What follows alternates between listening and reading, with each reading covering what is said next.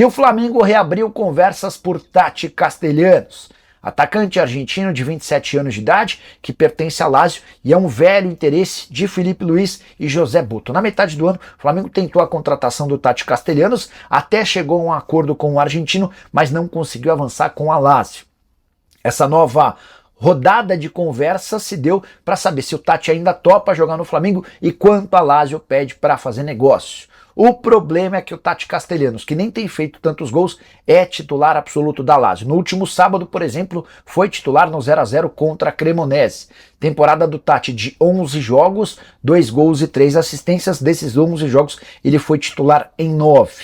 A ideia do Flamengo é tentar fechar o mais breve possível a busca e a contratação de um centroavante. Para não ficar estendendo demais essa negociação, Felipe Luiz gostaria de ter o Pedro como um centroavante mais fixo e um outro camisa 9 de mais mobilidade. Durante o final de semana chegaram a especular que o Cauã Elias, jogador ex-fluminense que pertence ao Shakhtar, também interessa. O problema é que o Cauã foi comprado pelo Shakhtar por 17 milhões de euros e é artilheiro por lá. Certamente o Shakhtar vai tentar fazer negócio com o gigante do futebol europeu. Só para fechar, em relação ao Tati Castellanos, hoje o atleta é avaliado em 25 milhões de euros, tem contrato até junho de 2028. Ele havia sido comprado do New York City em junho de 2023 por apenas 15 milhões de euros. Deixa eu te explicar para te atualizar agora sobre essa especulação que dá conta de que Bento, goleiro da seleção brasileira e do Al Nassr, pode pintar como reforço do Flamengo. Confesso que achei a história super esquisita, mas consultei uma pessoa do staff do Bento, só para você entender a situação. O Bento tem jogado menos na atual temporada, até porque o Al Nassr tem um goleiro da seleção saudita. Então, entre utilizar a vaga de estrangeiro com um goleiro brasileiro ou com um goleiro local, abrindo espaço para outro estrangeiro de linha, a opção do Jorge Jesus tem sido de utilizar o goleiro da seleção da Arábia Saudita. O fato de o Bento ocupar a vaga de um estrangeiro também é um problema para ele, diante desse cenário. E com o fato de ganhar 3 milhões e 600 mil reais por mês, o Al Nassr, segundo a imprensa saudita, está disposto a negociá-lo. Mas o staff do jogador apresenta uma outra versão. Segundo o staff, foram feitos alguns contatos de clubes interessados no empréstimo do Bento, e para todos esses times, a resposta do Al Nassr foi: só faremos negócio em definitivo, o empréstimo está descartado. Nicola, mas e a história do Flamengo e do Bento? Pois é, há quem garanta que o Bento pode ser o goleiro que o Flamengo busca para 2026. O staff considera essa história absolutamente ilógica, sem nenhuma possibilidade. Qual é a chance de o Bento, convocado com frequência para a seleção brasileira, ir para o Flamengo para disputar a posição com o Rossi, um dos melhores goleiros em atividade na América do Sul? Falhou na partida contra o PSG, mas fez temporada gigante, tendo sido importante no título da Libertadores da América conquistado pelo Flamengo. Se houver uma proposta de compra de um time disposto a contratar o Bento e fazer dele titular absoluto, pode haver negócio. Senão o Bento vai postergar essa decisão, até porque qualquer mudança brusca nesse momento pode tirar o goleiro da disputa por uma vaga na Copa do Mundo de 2026. O nosso primeiro tema, então, na tela, manda, por favor, o toque de magia. Olha lá como o Flamengo atingiu 2 bilhões. 2025, receita estimada 2 bilhões e 2 bilhões e 100. Vendas de jogadores 511 milhões. Isso aí dá o quê? 10%, 20 e poucos por cento do orçamento. Patrocínio e licenciamento 483. Premiações 420, direitos de transmissão 247, Match Day 240 milhões, números expressivos, hein, Rodrigo Matos? Isso aí, Massini. Assim, esses números não são ainda os definitivos, né? A gente já não tem um balanço fechado do Flamengo. O que eu fiz? Peguei o balancete de setembro. Aliás, vão sair os números na terça-feira. O Flamengo vai votar o orçamento do ano que vem e vai dar os números provavelmente mais finais numa reunião de conselho. Eu peguei os números de setembro, fiz algumas projeções, alguns números já estavam fechados, como venda de jogador, é isso mesmo, não vai mudar. Premiações também, foi até um levantamento aqui do UOL, e alguns eu usei, ele tem uma projeção do Marcelo Munchen, que é um professor de ciências contábeis da Universidade de Petrópolis, e eu bati com o pessoal do Flamengo, e eles falaram, é nessa linha mesmo também, tá por aí. Então vai ter uma outra coisa que pode ter alguma modificação, mas é nessa ordem de grandeza. E aí o que mostram esses números, né? O primeiro clube brasileiro que atinge 2 bilhões a 2 de 100, pelo que me disseram, vai ficar entre 2 bilhões e 50 milhões e 2 e 100, mas mais perto de 2 e 100 do que de 2, né? O valor final. O que você tem, a venda de jogador ainda é muito significativa, né? Porque saiu o Gerson e o Wesley, então uma venda alta no meio do ano, o Flamengo também gastou bastante dinheiro, então acabou que gastou um pouco mais, empatou ali, né? Mais ou menos nesse sentido, como costuma fazer. Patrocínio e licenciamento, isso é que eu acho que é o ponto que a gente deve ressaltar bastante.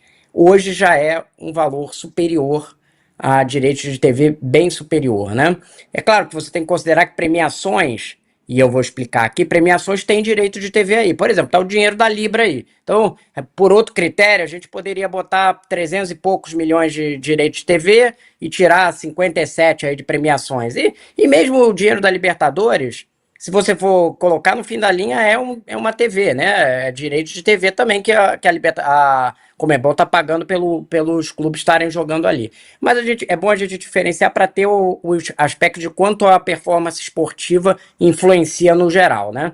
Então, 420 milhões é uma premiação muito alta, a premiação da Libertadores, com 130, o Mundial do meio do ano, não esse do final do ano, que influenciou muito positivamente, né? Os clubes tiveram valores acima de 220 milhões, é o maior valor, aí mais do que o campeão da Libertadores, e não vai ter no ano que vem, então é uma receita extraordinária.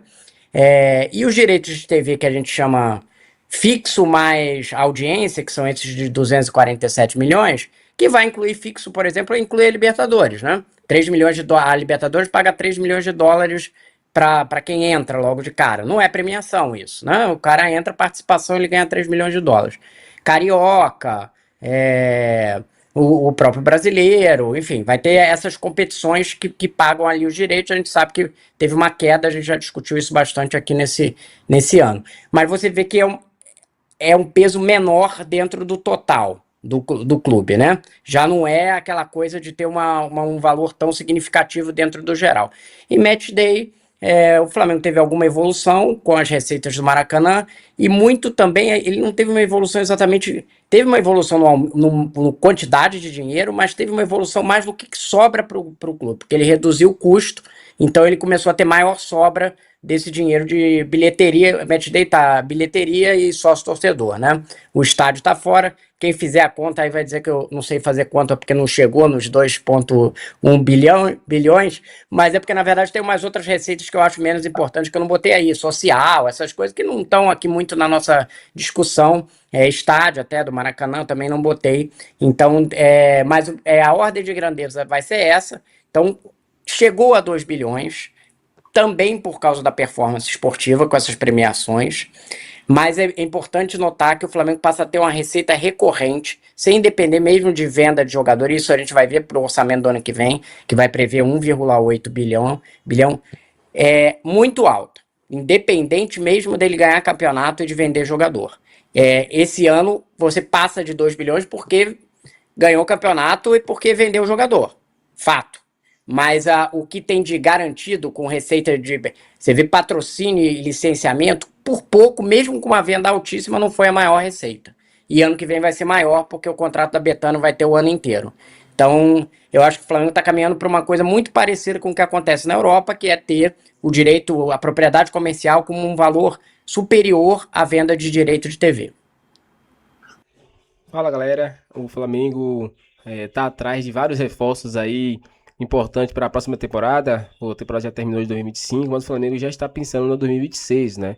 Os jogadores estão em férias, né? Mas o Flamengo não para de trabalhar. Ainda mais que arrecadou aí um recorde histórico, né? Mais de 2 bilhões de reais, né? Isso é algo gigantesco para o futebol brasileiro, futebol sul-americano. E o Flamengo já está pensando nesses reforços, né? Já vendeu aí Juninho e pretende vender outros jogadores. Mas para isso precisa trazer também, né? Tem Tati Castelhano, tem Bento, tem Dybala que pode pintar também. E também tem Neymar, né? O Flamengo está nessa burocracia aí para ver esses jogadores. E também precisa de um meio-campista e um volante ali, junto também com o zagueiro. O Flamengo tem dinheiro para isso e próximo ano está em torno aí de investimento de 1 bilhão de reais. Se você gostou do vídeo, já deixa seu like, se inscreva no canal, galera, e até o próximo vídeo.